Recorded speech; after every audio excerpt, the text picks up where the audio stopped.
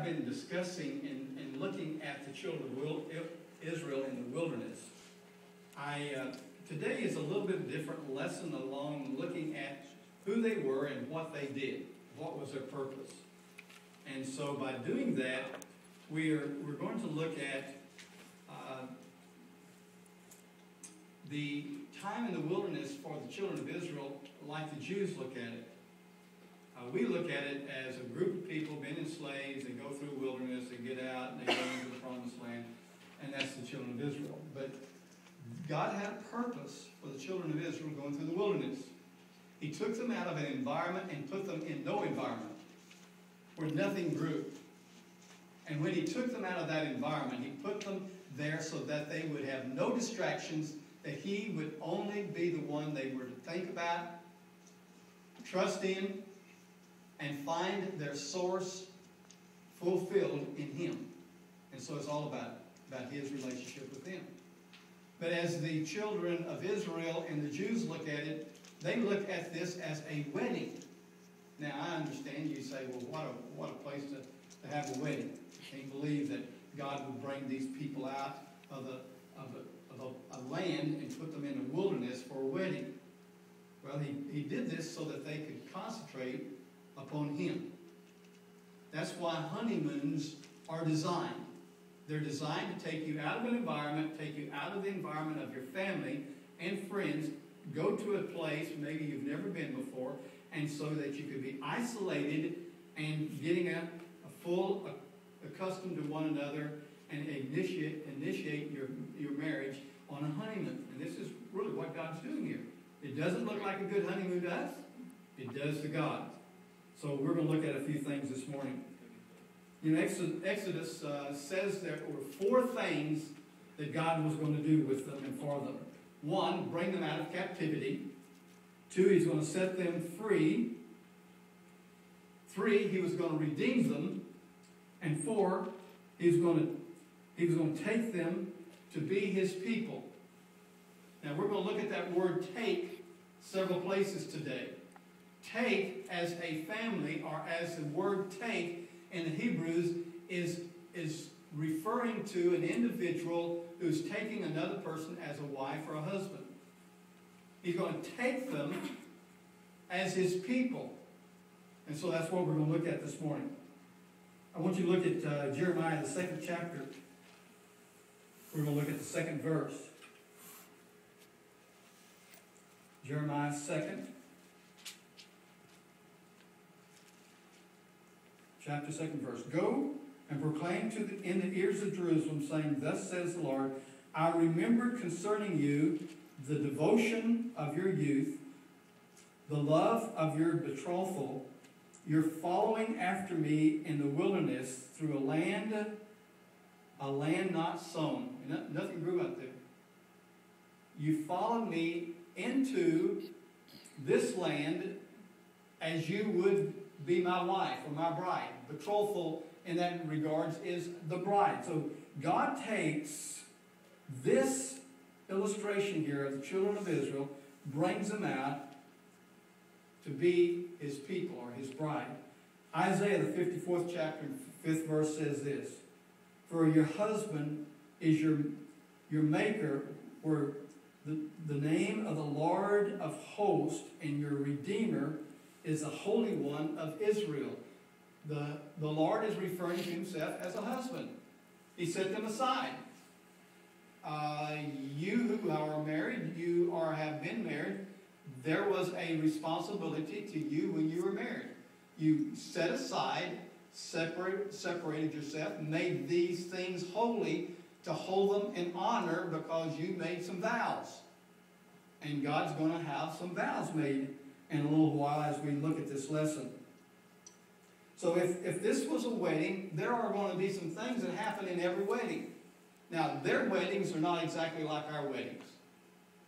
There are some similarities, but our weddings, there's an aisle.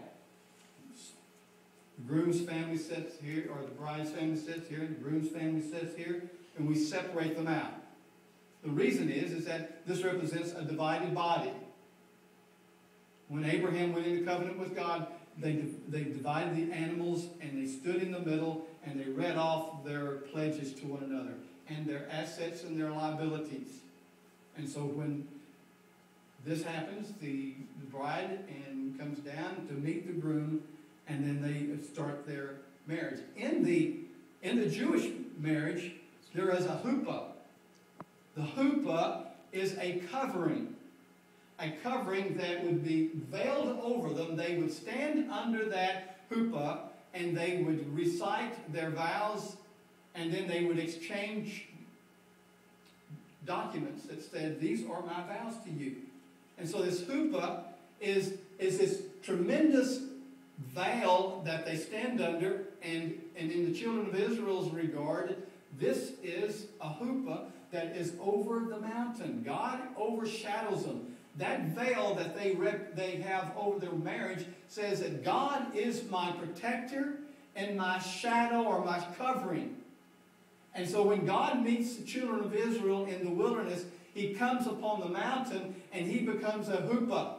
He is their covering. He is their protector. He is the one that is going to be their God, and they're going to be his people. The next thing that happens, we look into Deuteronomy, the 4th chapter.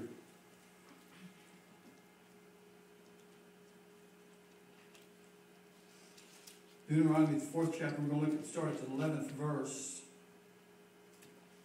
"And when you come near, and you stood at the foot of the mountain, and the mountain burned with fire to the very heart of the heavens, darkness, clouds, and thick smoke, then the Lord spoke to you from the midst of the fire, and heard the sound of words, but you saw no form, only a voice." Actually, interesting, I looked up this, when you came near and stood at the foot. At the foot of the mountain, in the Hebrews, strangely enough, says, when you stood underneath the mountain. In the Hebrew, it says, when you stood underneath the mountain. So here they are standing underneath the huppah. God is shadowing over them. They are under God. They are submitting themselves to God, and they're going to have a relationship. There's a couple more things that happen at a wedding. The mikvah is also an example of what God is going to do. If he's going to take a bride, there's going to be a mikvah. The mikvah is a baptism or a cleansing. They later on call them sanctimonious, or celebrating a baptism or a pool of cleansing. In Exodus, the 19th chapter, let's look at Exodus 19.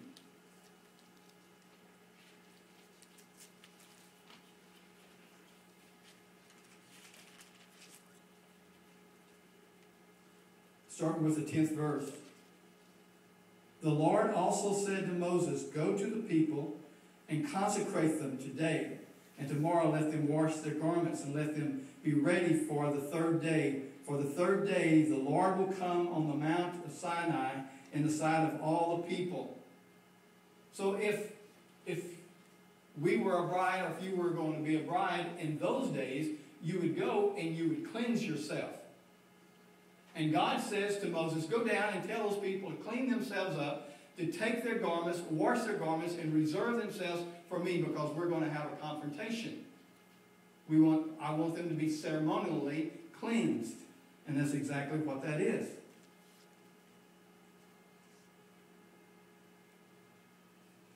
Then there's a nigma. This is a sign that they go through to illustrate that there is a wedding, and they write off, and rather than going through their vows, they write them on paper or on a tapestry, and then they would give them to one another. It would be very pretty. It'd be very ornamental, and they would exchange these vows. And so in this situation, God has the same thing, because he's writing them on tablets.